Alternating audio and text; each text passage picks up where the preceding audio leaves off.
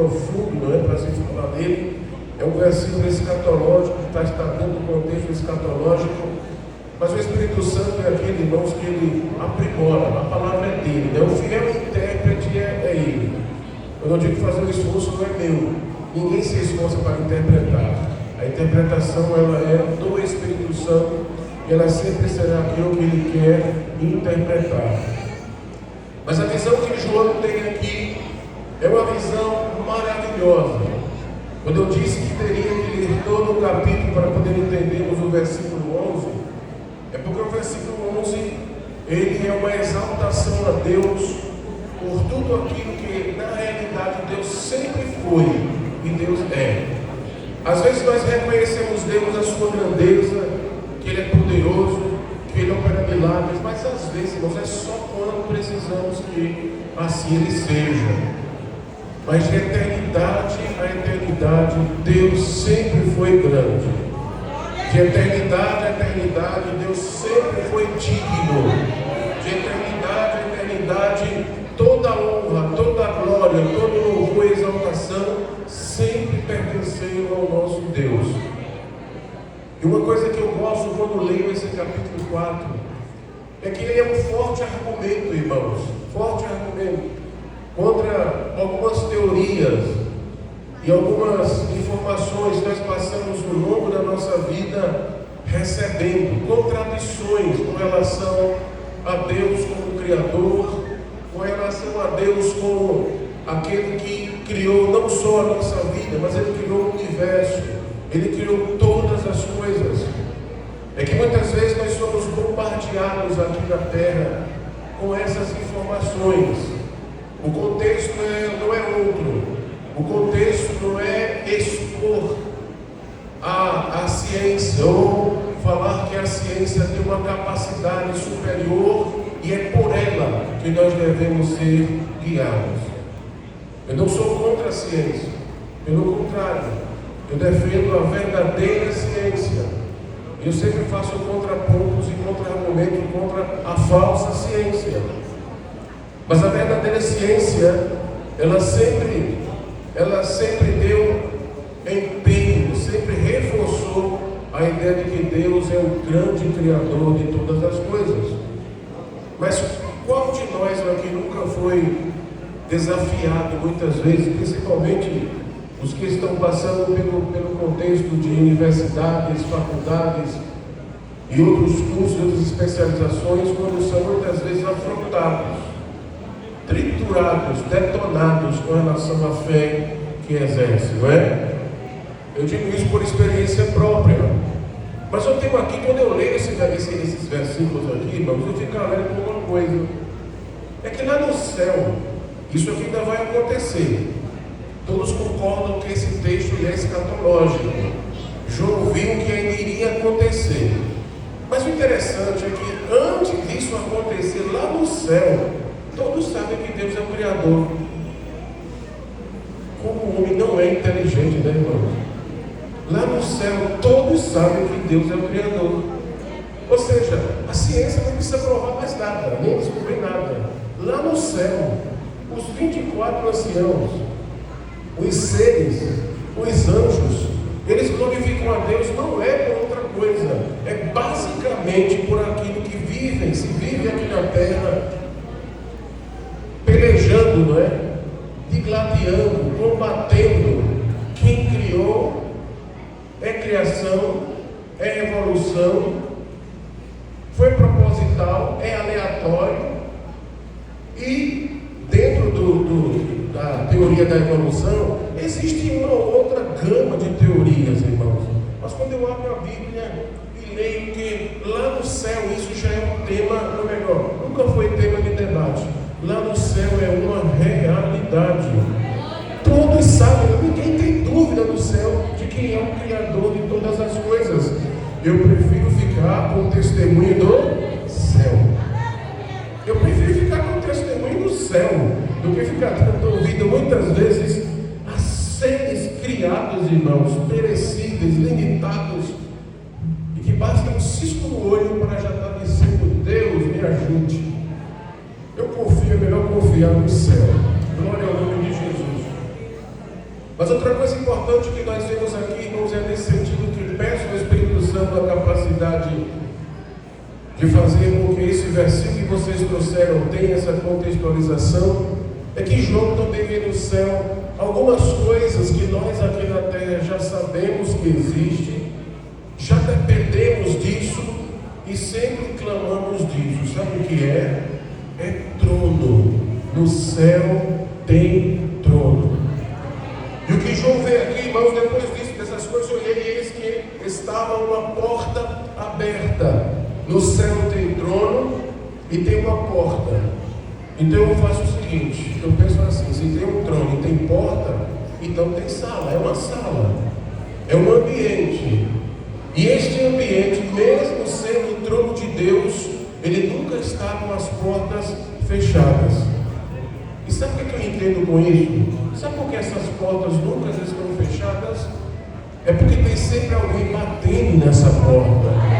Tem sempre alguém insistindo em entrar na sala do trono. E sabe quem são, irmãos? Agora eu vou incluir. É a comissão do círculo de oração. São todos os joelhos que se dobram. São todos os lábios que clamam. São todos nós que invocamos. É por isso que Deus diz, essa porta não se fechará. Essa porta sempre estará aberta, porque a minha igreja, ela precisa de clamar a mim. Glória ao nome de Jesus. Ele viu essa sala, essas portas abertas, e viu também uma voz de trombeta que dizia, sobe aqui. É outra referência, irmãos, à liberdade que nós temos de estar diante da presença de Deus.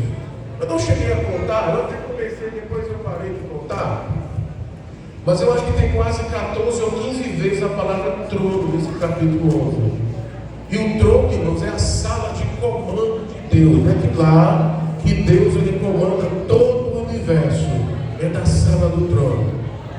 Eu chamo essa sala de comando, de onde saem as ordens, os decretos, de onde saem os milagres. A oração que nós fizemos aqui agora, incluímos o neto da irmã aflita que pediu aqui, eu tenho certeza, irmão, que essa oração, ela chegou ao trono de Deus. É assim que nós devemos crer e saber. Quando eu clamo, vai ter um trono, vai ter o ser do trono, que é um Deus todo-poderoso, é o Criador de todas as coisas.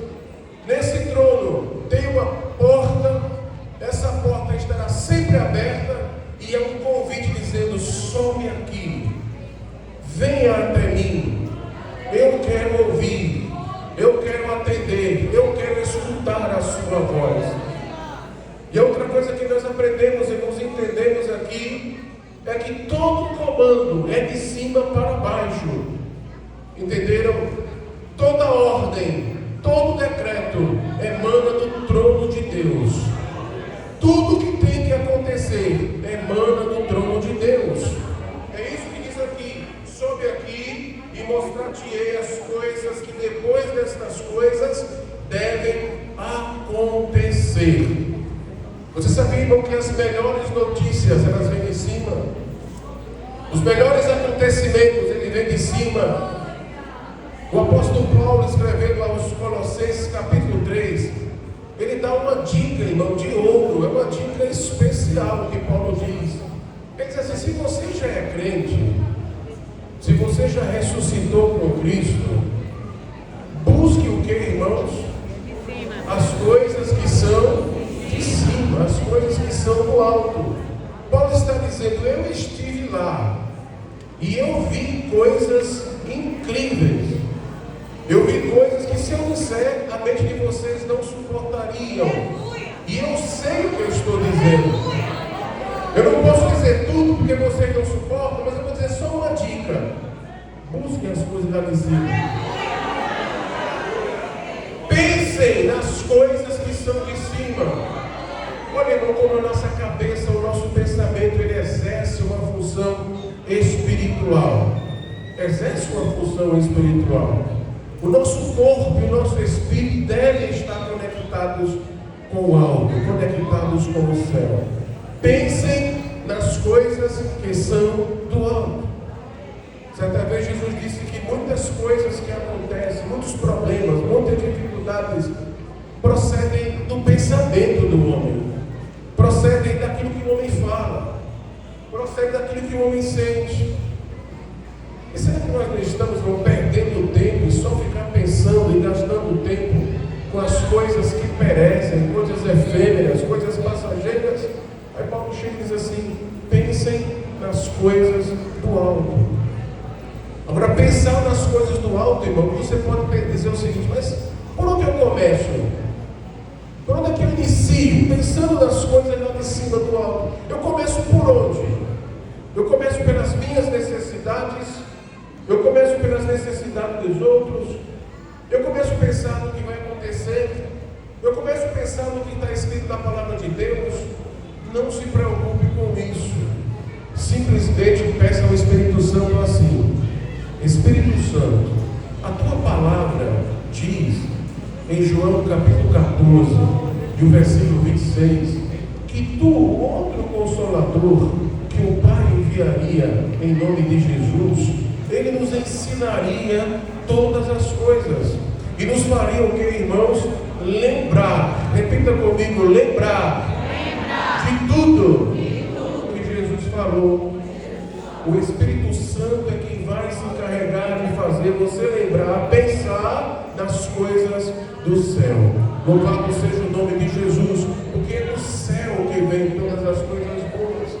Sobe aqui, João, que eu te mostrarei as coisas que hão de suceder. Qual é a expectativa humana? A expectativa humana é sempre pelo que pode acontecer, sempre pelo que vai acontecer. Jesus chama isso de inquietação. Por que estáis inquietos pelas coisas, pelo dia de amanhã? Jesus chama isso de inquietação. Mas ao mesmo tempo Jesus diz assim: creia em Deus e creia também em mim. A nossa fé, ela deve ser composta dos cuidados que Deus antecipadamente Ele já tem por nós.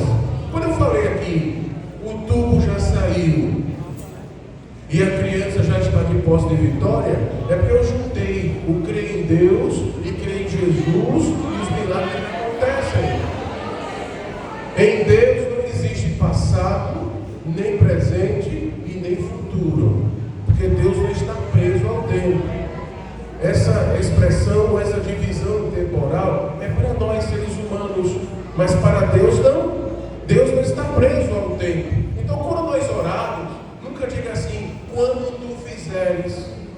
Futuro é para a gente, irmão. Para Deus não. Quando tu fizeres, está comparando Deus com você? Porque quem faz no futuro é a gente. Como é que diz o Salmo 37, versículo 5? Entrega o teu caminho ao Senhor, confia nele, e Ele tudo fará.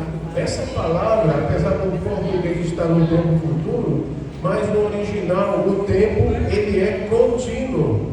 O tempo verbal é contínuo, ou seja, Deus faz continuamente. Enquanto você está dizendo fará, Ele já está fazendo na vida de alguém agora. Porque o tempo para Deus, irmão, não corre como corre para nós. Aquilo que a gente pede a Deus para o futuro, Deus já tem pronto, já tem preparado, já tem tudo decidido, definido. Eclesiastes 3:15, se não me engano, diz assim: o que é, já foi, e o que há de ser, também já foi. Mas Deus pede contas daquilo que passou. Para Deus já está definido. O que queres que eu te farei? Ou o que queres que eu te faça? O que queres que eu te farei? Está até errada a expressão, não é? Mas o que queres que eu te faça? Deus quer fazer quando, irmão? Agora. Hoje, nesse instante. A maioria de vocês que está aqui, ou por que não dizer todos que aqui estão, precisam de algo de Deus. Sim ou não, irmão? Claro. Mas o que você precisa, você quer que Deus faça agora ou quer que Ele faça no seu tempo, lá na frente? Você quer que Ele faça agora? Então, em nome de Jesus, receba agora a vitória que vem de Deus. O milagre que você quer agora, então receba agora o milagre que vem de Deus. A cura divina você quer agora, então receba agora o milagre que você quer de Deus. Agora, o agora de Deus nem sempre deve ou pode ser ou é interpretado como eu quero, irmão. Eu sei que Deus opera agora, mas talvez ainda vai precisar você chegar em casa para ver. Talvez Ele vai esperar essa semana terminar para você ver. Talvez você tenha que esperar mais um mês para ver. Mas não significa dizer que Deus não vai fazer. Creia, Deus já fez. A oração, a alegria, o louvor, a exaltação, não é pelo que Ele será, sempre é pelo que Ele é. E sempre é também pelo que Ele faz. Tudo que Deus faz, irmãos, é bom, é maravilhoso, é perfeito e é completo. No livro dos Salmos, eu gosto desse verso, o Salmo de número 150, o último Salmo, e o versículo 2, ele diz o seguinte: que o louvor, ele fala sobre quem e o que e quando devem louvar a Deus. E ele diz assim: louvai pelos seus atos poderosos, louvai-o conforme a excelência da sua grandeza. Repita comigo: tudo que Deus faz é poderoso. E tudo que Deus faz é excelente. Agora glorifique aquele que faz poderosamente e excelente.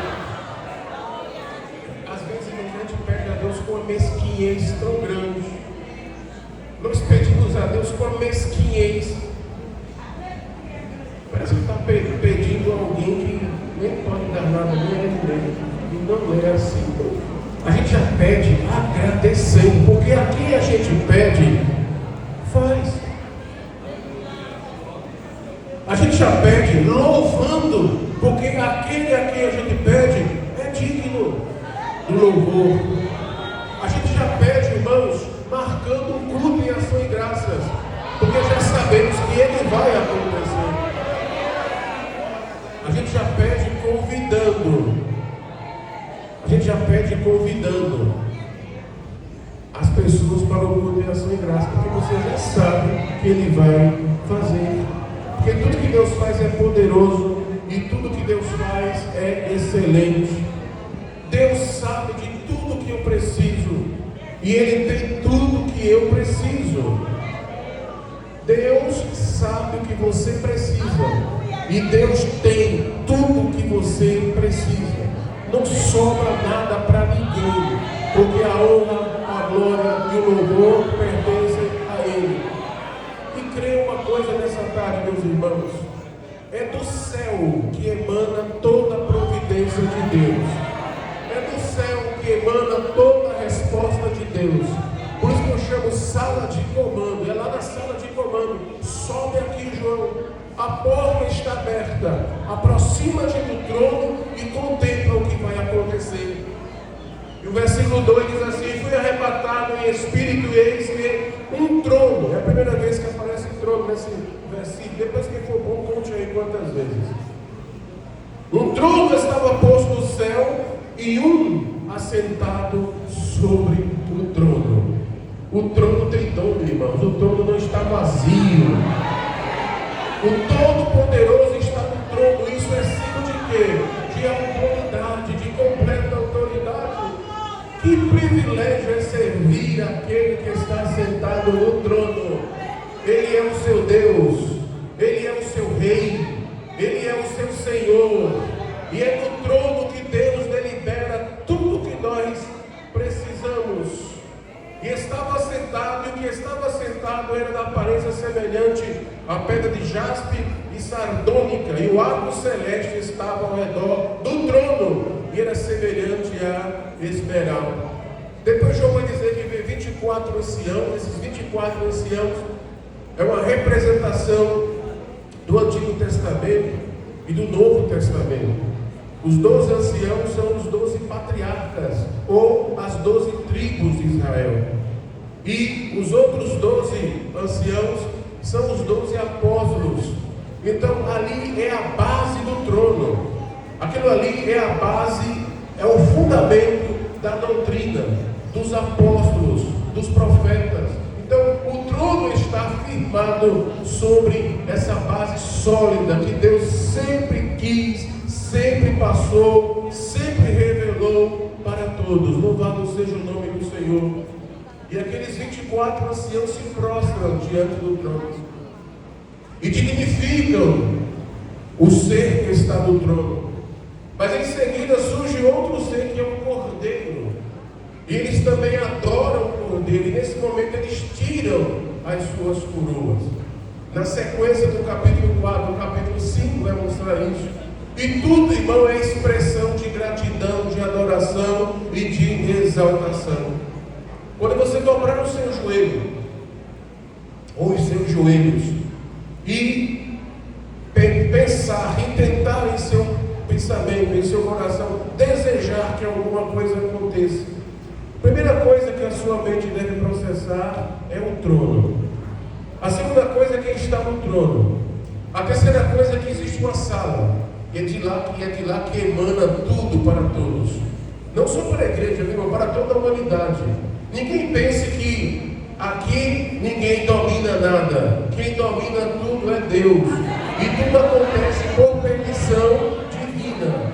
Não são governos, apesar do próprio nome dizer, mas não são governos. Eles podem governar, mas não determinam.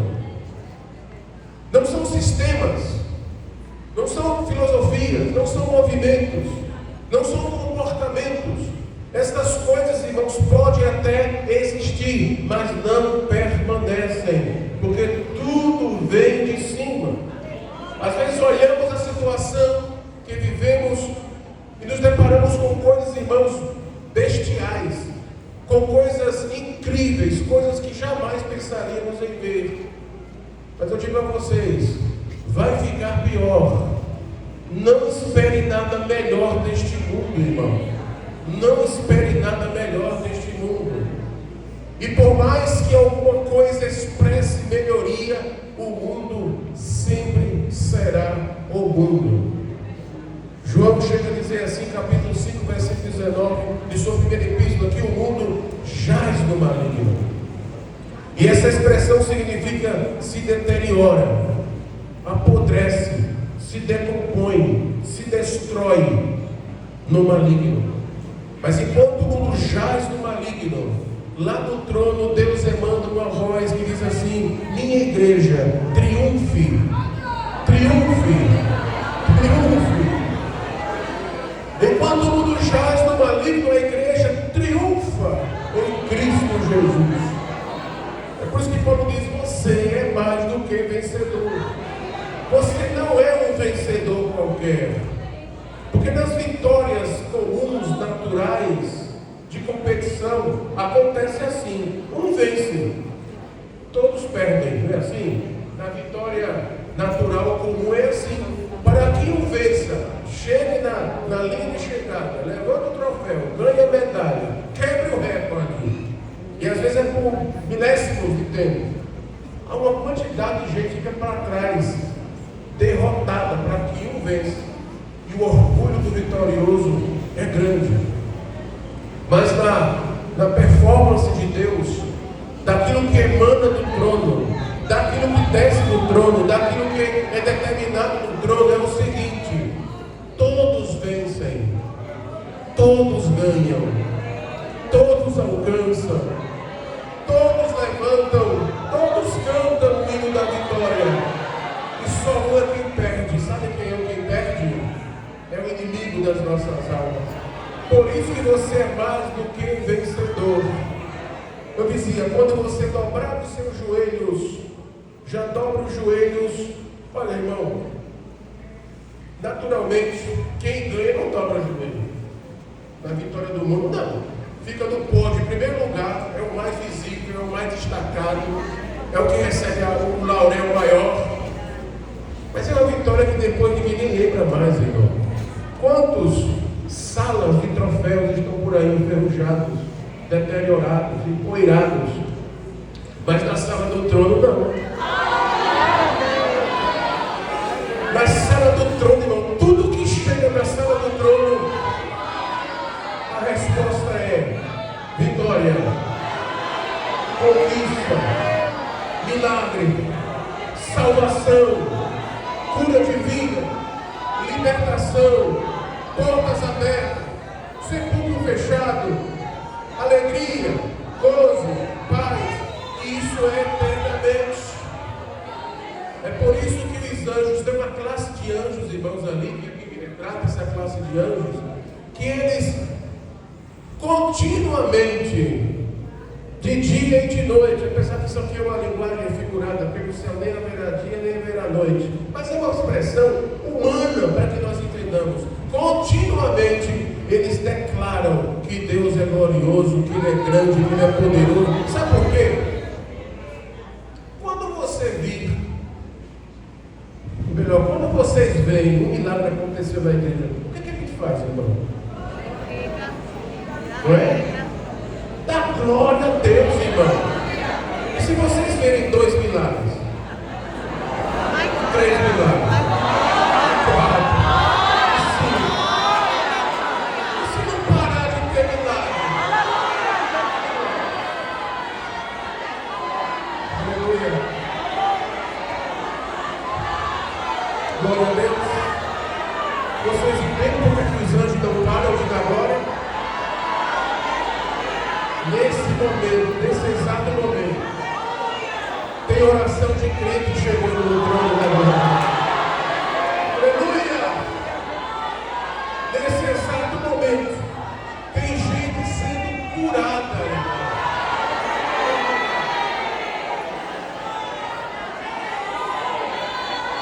Nesse exato momento, Deus está abrindo portas para muitos. Cada ação de Deus, cada atuação de Deus, os anjos explodem em glória e exaltação. A comissão ora e os anjos já louvam. Agora, irmãos, aprendamos com esses dedos, aprendamos com esses anjos. Não vamos deixar para dar glória, irmão, só quando acontecer. Não faça isso não. Mude isso, irmão, mude isso, essa frase. Quando Deus fizer, eu venho aqui agradecer. Já percebeu que muitas pessoas não voltam? Mas não é porque Deus não fez, é porque colocou uma condição. Colocou uma condição. Quando eu peço oração, irmão, já agradeço em seguida. Faça como os anjos. A igreja ora, a comissão ora, a igreja pede, e os anjos já estão glorificando. Porque, irmão, Deus não será grande só depois que Ele fizer, não. Ele já é grande. Ele não contou aqui. Glória a Deus. Ele já é grande, Ele já é exaltado. Quando dobrar os seus joelhos, quando abrir os nossos lábios, já começa a dizer: Senhor, eu te agradeço pela minha vitória. Vamos inverter, irmãos. Eu já te agradeço pelo meu milagre. Inverta. Eu já te agradeço pela solução do meu problema. O próprio problema, se o problema falasse, ele dizia assim: peraí, não estou entendendo nada, eu ainda estou aqui. Ah, mas Deus já resolveu. O que queres que eu te faça? Você crê que eu possa fazer isso? Irmãos, quem crê em Deus nem precisa ver, irmão. Quem crê em Deus nem precisa ver, nem fisicamente, não precisa nem saber ver. Basta crer e confiar. Mateus, capítulo 9. Aleluia. Mateus, capítulo 9, e o versículo 27, diz assim: E partindo Jesus dali, seguiram 2 cegos. Repitam comigo: 2 cegos seguiram a Jesus. cegos seguir ninguém, irmão? Interessante, né? 2 cegos seguiram a Jesus. Eu já vi cegos sendo guiados, agora cegos seguindo. Diga assim, desculpa, eu não quero ser pejorativo com ninguém, mas se você disser assim, cego, siga-me, ele vai dizer, por favor, me respeite, né? Eu não posso seguir. Mas ele está dizendo que 2 cegos seguiram a Jesus. Vamos ver o que esses cegos receberam. 2 cegos seguiram a Jesus, clamando e dizendo: tem compaixão de nós, filho de... Os 2 homens eram cegos, mas eles não eram incrédulos, irmão. A fé faz ver, não faz? Hebreus capítulo 11, versículo 1, a descrição. Ali não é uma definição de fé, mas é uma descrição de fé. Quando alguém pedir para você definir a fé, nunca leia Hebreus 11:1, ali não é uma definição. A fé, ela é indefinível. Mas se quiser uma descrição, Hebreus 11:1 serve. Mas lá diz que a fé é o firme fundamento de quê? Das coisas que não se vê. E o que mais? É a certeza das que se esperam. Eu acho que vocês dizem mesmo. A fé é o firme fundamento e a certeza. Vocês estão misturando tudo. Eu vou dizer que é a versão, tá bom? Deixa eu ler na minha atualizada aqui. A fé é o firme fundamento das coisas que se esperam e a prova daquilo que não se vê.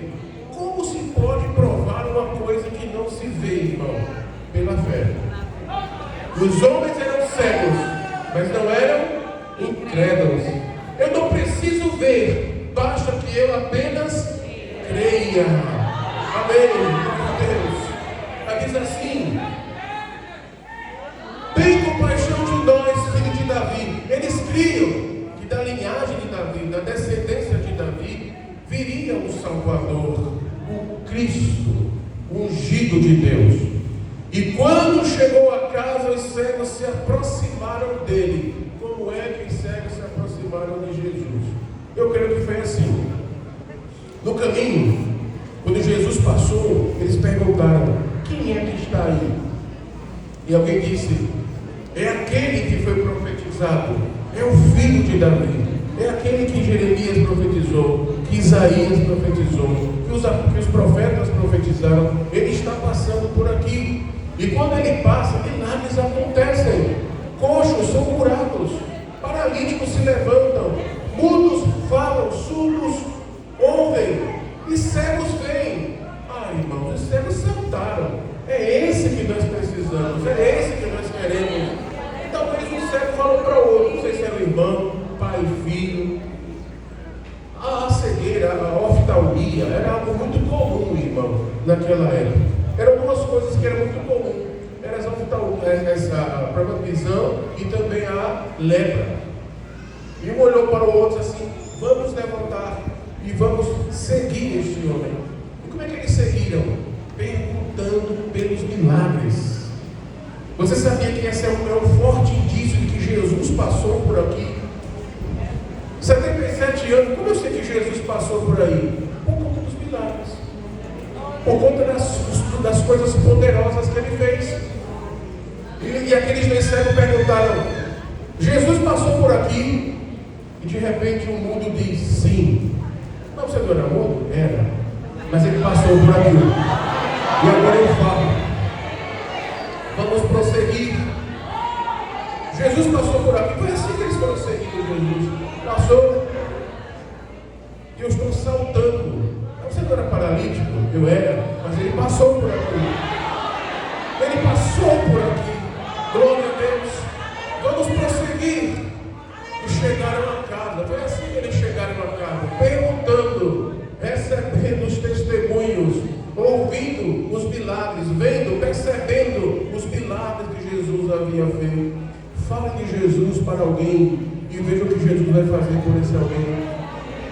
Testemunhe dos milagres de Deus na sua vida e deixa que Deus faz o resto, irmãos. Testemunhe, fale. Uma das piores coisas da vida humana é se esquecer daquilo que Jesus fez na nossa vida. Não esqueça. Diante de um paredão de problemas, de dificuldades e lutas, você vai dizer assim: Ele faz, porque Ele já fez na minha vida. Ele faz, porque Ele já operou esse milagre na minha vida. E aqueles dois cegos chegaram. Você acha que Jesus não ouviu, irmão, aqueles dois cegos gritando: Jesus, filho de Davi, ou filho de Davi, tem misericórdia de mim? Vocês acham que Jesus ouvia ou não ouvia? Claro que Jesus ouvia. Mas Jesus também fala no silêncio. E às vezes Ele prova a nossa fé no silêncio. E Jesus ouvia, com certeza. Mas quando chegou a casa, que eles se aproximaram dele, Jesus não perguntou o nome deles. Não perguntou quantos anos tinham, ou há quantos anos eles eram cegos. Não perguntou se eram parentes. Jesus foi direto e perguntou assim: credes vós que eu farei isso? Não é assim que está escrito? Credes vós que eu possa fazer isso? Essa foi a pergunta que Jesus fez para aqueles homens. Mas Jesus nem perguntou o nome deles, pelo menos saberia o nome deles. Não era importante isso. O que Jesus perguntou é se a fé deles era suficiente, ou se tinha fé, ou se eles criam. Os homens eram cegos, irmãos. E o que é que eles queriam? Eles queriam ver. E o que é que Jesus disse que faria? Você crê que eu possa fazer isso na sua vida? Os homens não titubearam. Em seguida eles disseram assim: sim, Senhor. Como é fácil um milagre acontecer, né, irmãos? Tem tanta gente se descabelando por aí, subindo, descendo, gastando o que não tem, entregando o que não tem, fazendo promessa de tudo, irmão, e não recebe nada. Mas aqui, quando a porta está aberta, quando aquele que está no trono diz assim: vem aqui, suba aqui. Vou finalizar. Como é que nós subimos ao trono, irmãos? Sube aqui. Como é que nós subimos aqui? Orando, irmãos. A porta está aberta, irmãos. A porta está aberta. E Jesus fazendo assim: credes vós que eu possa fazer isso? Não titubeie, responda: sim, Senhor, eu creio. E a Bíblia diz, irmãos, que imediatamente os olhos daqueles homens, eles foram abertos. Se Jesus perguntasse a você agora: credes que eu posso fazer isso? Você crê que Jesus pode fazer isso? Mas o que é isso? Eu não estou cego, eu não estou precisando de ver. Mas você está precisando de alguma coisa. Busca aí você mesmo. Se você quiser fechar o olho, feche.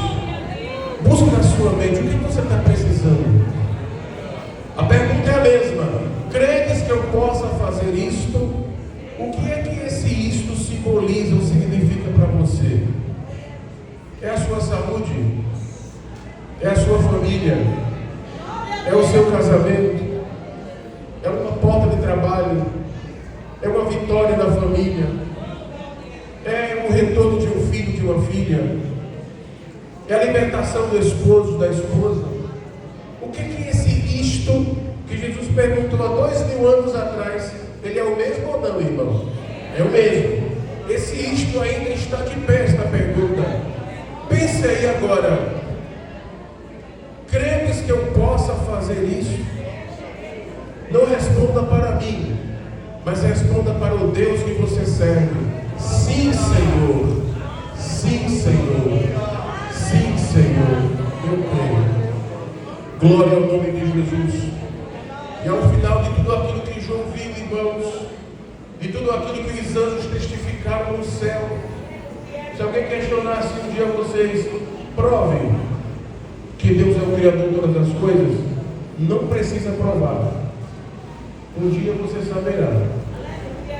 Porque a Bíblia diz que um dia toda língua confessará, irmão, e todo joelho se dobrará diante do Criador. Mas para nós que somos crentes, não precisa provar nada para ninguém não. Creia, lá no céu, isso não é novidade que Ele é o Criador. Não é novidade. Deixa as pessoas se debaterem aqui na terra. Mas você conclui como os anjos disseram e cantaram e louvaram. Eu tenho certeza que talvez essa comissão trará alguma parte e que vai dizer assim: digno és. Vamos repetir todos: digno és, Senhor, de receber glória. É para dar glória, tá certo? E honra, e poder. Agora veja aqui a revelação que não é novidade. Porque tu criastes todas as coisas, e por tua vontade são e foram criadas.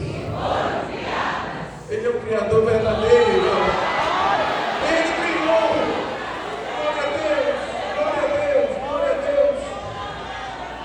Capítulo 5, versículo 12 e 13. E com grande voz diziam: digno é o Cordeiro que foi morto de receber o poder e riqueza e sabedoria e força e honra e glória e ações.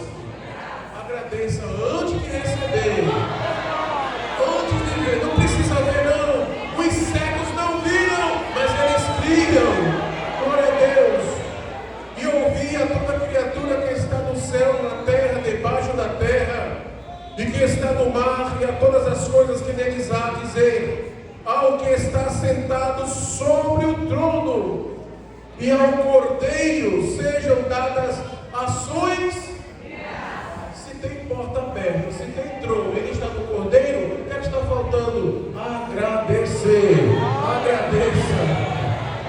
E honra, e glória, e poder. Ainda no